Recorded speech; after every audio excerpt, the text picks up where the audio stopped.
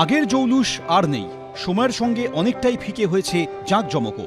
তবুও এই কাঠের সিঁড়ি, এই ঠাকুর দালান আজও মনে করায় আলিপুরদুয়ারের পলাশবাড়ির ভূঁইয়া পরিবারের অতীত আভিজাত্য।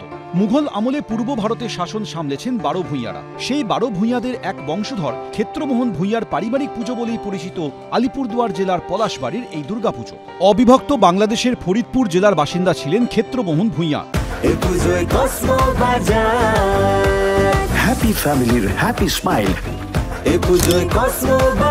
কসমোবাজার পুজো ইন স্টাইল। 178 বছর আগে স্বপ্নাদেশ পেয়ে সেখানেই দুর্গাপুজোর শুরু। আমাদের একদম বাংলাদেশ থেকে হয়ে আসছে।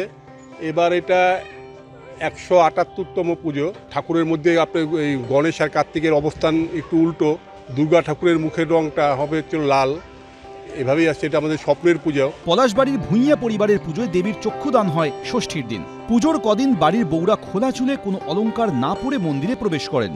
আমরা সারা বছর এই দিন কটার জন্য অপেক্ষা করে থাকি। এই কটা দিন আমরা একসাথে সবাই খাওয়া দাওয়া করি, মানত করে মার কাছে যা চেয়েছে। এখনো পর্যন্ত মা আমাদের কারোর আঁচল ফিরিয়ে দেয়নি। 30 থেকে 32 বছর ধরে আমি পুজোটা করে আসছি। ষষ্ঠীর দিন রাত্রে সমস্ত অস্ত্র পরানো হয়, চক্ষুদান করা হয়, সপ্তমীর দিন প্রাণ প্রতিষ্ঠা করা হয়। আমি পুজো করতে করতে আমার চোখে জল এসে যায়। ভূঁইয়া পরিবারের পুরুষদের কাঁধে চড়ে সঞ্জয় নদীতে হয় দেবীর বিসর্জন।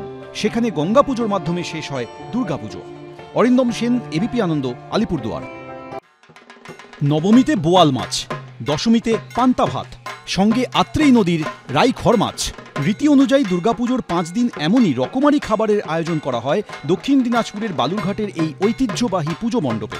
কথিত আছে প্রায় 500 বছর আগে পাল পরিবার এই পুজো শুরু করে। তখন এই পুজো পরিচিত ছিল পালবাড়ির পুজো বলে। তবে এখন স্থানীয়রা এই পুজোর হাল ধরেছেন। এখন পুজো খ্যাত গৌরী পালবাড়ির পুজো নামে। এটা ছিল আগে এক বাংলাদেশের জমিদারের, তারা পার্টিশন হওয়ার পর যখন ইন্ডিয়াতে আসে, তারপরে সেই পূজাটা আগে পারিবারিক ছিল, আস্তে আস্তে সেটা সার্বজনীন উৎসবে পরিণত হয়েছে। এই পুজোর বৈশিষ্ট্য হচ্ছে আপনার স্পেশাল বৈশিষ্ট্য যেটা আছে সেটা হচ্ছে আপনার পান্তা ভাত, বোয়াল মাছ আর রাইখড় মাছ।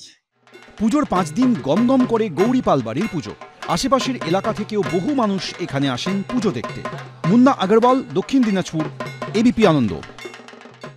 বারাণসী থেকে সোজা রাজস্থান, সব ঘোরা যাবে একদিনেই। মুশকিল আসান করেছে কলকাতার এই পুজো মণ্ডপগুলি। কলকাতার অন্যতম নামী পুজো চেতলা অগ্রণী। এবছর তাদের মণ্ডপে দেখা মিলবে বারাণসীর ঘাটের। দেখা যাবে গঙ্গা আরতি, দেখা যাবে গঙ্গার ঢেউয়ের সৌন্দর্য। তবে এই সৌন্দর্যই আবার বিপন্ন, কারণ দূষণে মলিন হচ্ছে মা গঙ্গা। এবছর সেই গঙ্গা দূষণকে থিমের মাধ্যমে তুলে ধরেছে চেতলা অগ্রণী। চেতলা অগ্রণী ক্লাব এবছর 32 বছরে পা দিল। তাদের এবছর পুজোর থিম গঙ্গা দূষণ। মণ্ডপে প্রবেশ করলেই প্রথমেই চোখে পড়বে কালীঘাট এবং তার সামনে আদি গঙ্গা। মেয়র সাহেব আমাকে বললেন গঙ্গা দূষণ করা যায় কিনা। আমি বললাম অবশ্যই, এটা ভালো প্রচেষ্টা। আমরা এখনও গঙ্গা দূষণ রোধের জন্য কিছু পদক্ষেপ নিই, কিন্তু সেটা খুবই অল্প এবং এটা ভারতবর্ষের একটা বড় সমস্যা এবং একটা বড় সম্পদকে আমরা এইভাবে নষ্ট করছি। তার জন্যই প্রচেষ্টা, সামাজিক বার্তা। বারাণসীর আদলে ঘাট তৈরি করেছে জোড়াসাঁকো সাধারণ দুর্গোৎসব সমিতি। এবছর তাদের থিম মুক্তি। সারা কলকাতায় যেই ধরনের কাজ আপনারা দেখে আসবেন, তারপরে মনে হয় জোড়াসাঁকো এসে আপনি অনেকটাই রিলিফ পাবেন। ওখানে কোথাও না কোথাও তো আপনি প্রকৃত দেবীকে খুঁজে পাবেন এবং মনের একটা শান্তি পাবেন। ভবানীপুর অবসর, এবার তাদের প্যান্ডেলে দেখা মিলবে রাজস্থানের মহল্লা। এবার তাদের ভাবনার নাম মহল্লা। রাজস্থানের জনবসতি, সেখানকার শিল্প এবং সাংস্কৃতিক বৈশিষ্ট্যকে এবার তারা ফুটিয়ে তুলেছে থিমের মাধ্যমে। রাজস্থান আমরা অনেকবার দেখেছি কলকাতার পুজোতে, কিন্তু এখানে যেভাবে রাজস্থানের একটা অংশ, একটা গল্প তুলে ধরা হচ্ছে, সেটা কিন্তু একেবারেই অভিনব। থিমের নাম রাখা হয়েছে মহল্লা। Local people and also business community, সেটাকেই মহল্লা এসছে। আরবিক ওয়ার্ড থেকে মহল্লা শব্দটা এসছে।